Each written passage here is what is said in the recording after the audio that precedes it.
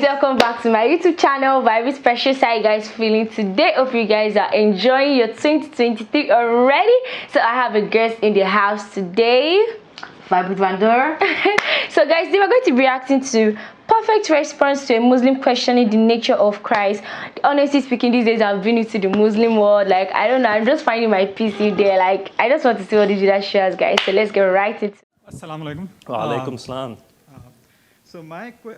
So being a Muslim, as you can already mention, my main problem is with the Christian doctrine of Godhood of Jesus. So there's a couple of questions that are related. First of all, I find this concept logically fallacious. Like, there are many aspects to its logical fallacy, as in maybe one of them could be that how can God be finite and then infinite at the same time? Like, this is like, it's like saying that there could exist a square circle. It's a logical fallacy, right? So when we say that Jesus was God or Son of God, we are actually saying that God existed in finitude during the life of Jesus, and he also is infinite at the same time. This is logically fallacious. Now, because you are you're coming from a historical standpoint. Did you want me to respond to that, or are you having it's a something relate. else? Like the same question continuing.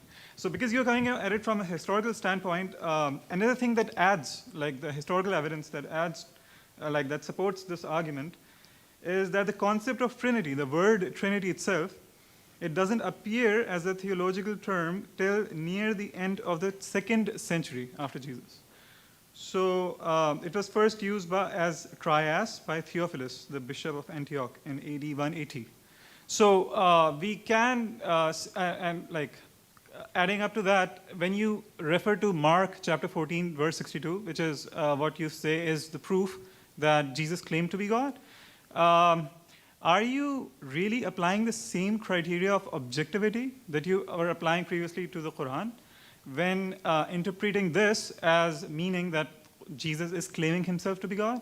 Because if you look at it completely objectively, looking at the entire text, there is nothing in the entire text that's saying that Jesus claimed to be God. And in fact, the verse that you yourself quote is actually saying Son of Man. So, I mean, these are great questions. Don't go anywhere. What's your name? Munzir. Munzir, where are you from? I'm from Pakistan. Pakistan. बहुत खुशी हुई आपसे मिलके. I had the exact same questions when I was when I practiced Islam. What I want to point out is that first and foremost, what we have to see is what Jesus claimed for himself.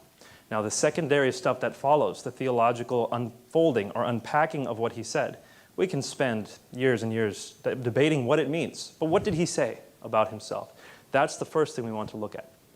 So again, that's a historical perspective. Theologians argue all day long, back and forth, back and forth. You know, theologians argue all the time, and I just sit back and watch and smile because you can't really prove it one way or another. But when it comes to historical events, we can show with relative degrees of certainty, if the evidence is good, if the records are good, what the most likely conclusion is. So first, and let me give you an answer before, if you feel like interjecting, we can talk afterwards. First, I want to point out you are absolutely right. The term Trinity is not used till the end of the 2nd century. What is the doctrine of God called in the Quran?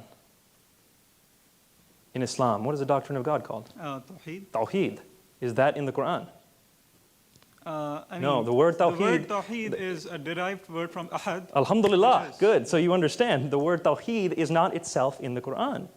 In the same way, the word Trinity is not itself in the Bible. This doesn't pose a problem. The Shahada is not found in the Quran. You have the components of the Shahada in the Quran, but you do not, hold on, you do not have La ilaha illallah Muhammad Rasulullah in that way found in the Quran. The component, hold on, the components are found in the Quran. With the Trinity, the components are found in the Bible. So, the word Tawheed does appear in the Hadith. Oh, that's great, but it's not in the Quran. Narrations of the Prophet. And the Hadith is much later. So we're looking at you asked for the Bible, and we have within the early canonical tradition, people calling God a Trinity in the early canonical tradition. In fact, much closer to Jesus' time than the Hadith were to Muhammad's time. So whichever way you stack it, when you're consistent, you end up with a stronger case for the Trinity, for Jesus' deity. Now I want to continue on to your next part of your question, which is Jesus finite or infinite? The argument is that Jesus is, actually I'm going to pose it in a slightly different way. Can Allah come onto this world if He wants? Can He be in this world if He wants? I wouldn't think so. You wouldn't think so. So Allah's omnipotence is limited. He can't come onto this world. It's like basically Allah Ta'ala cannot do logically fallacious thing. Like He cannot create a square circle, right? Because that's something logically fallacious. But how do we know that's what this is? That but how do we know that's what this is? Because, for example, in Surah Al-Imran, when Allah is talking to Moses, it says in Surah Al-Imran, I think it's Surah Al-Imran, it might be Surah 18, but double check, that Allah, as He spoke to Moses, Allah was in the bush. Allah was in the bush. So if you want to say that meant something else, well, you're going to have to argue with the Quran on that one. It seems to be pretty clear that Allah can emanate His voice from a physical place. He can be in a physical place in a sense. In the same way, I don't believe that God coming to this earth limits His omnipotence. It's not a limitation of His omnipotence. Jesus has taken on flesh. God the Father is still everywhere.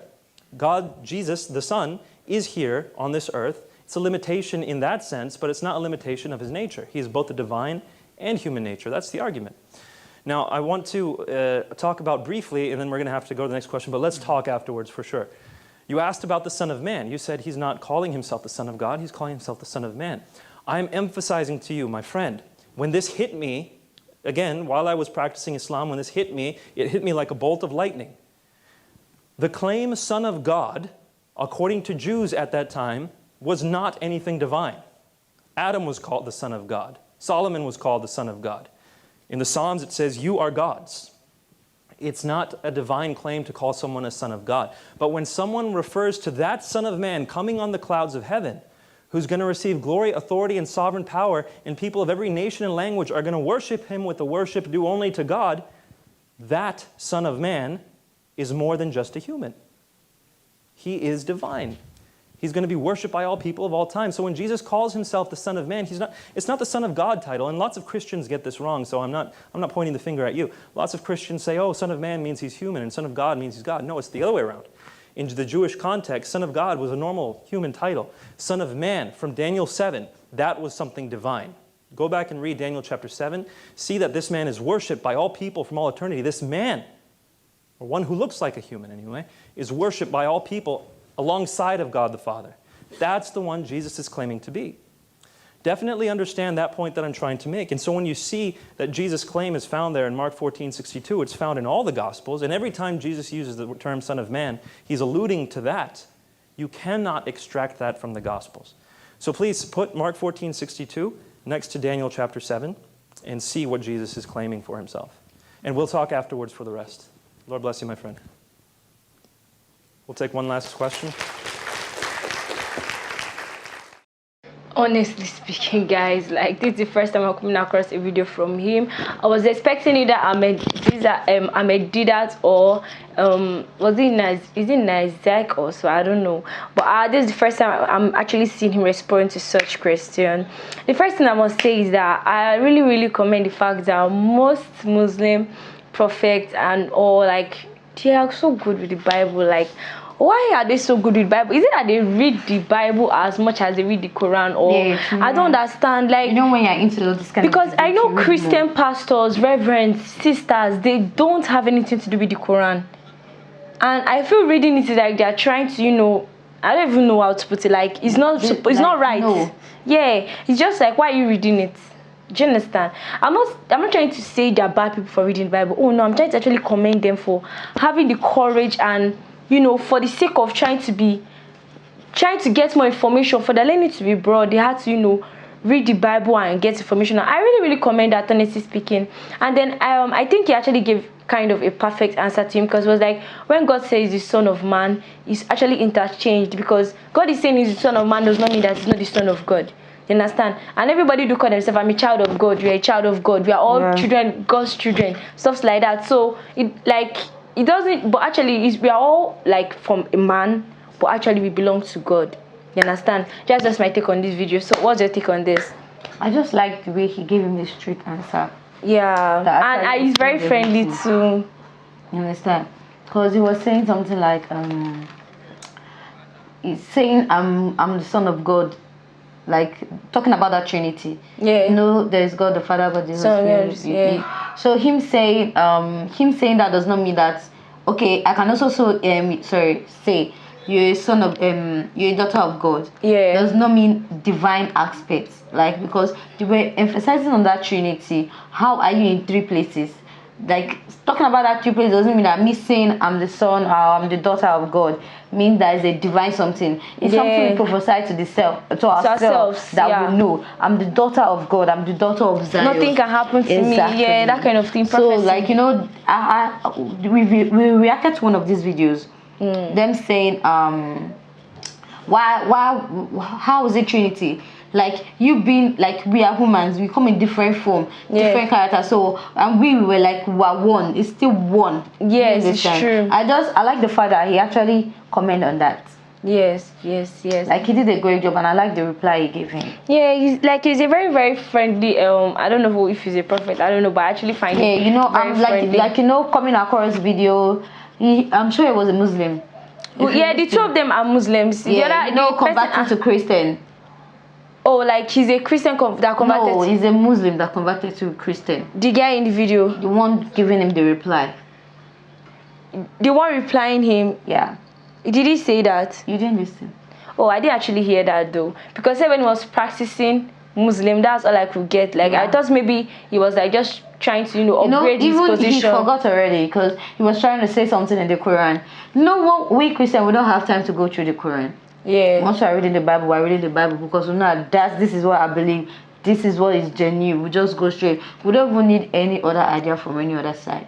Yeah, that's true. That's not about Christians though. We are confined to the Bible. We're not moving out. We're not trying to widen our knowledge. But I actually believe that there are Christians out there that will actually go to the Quran.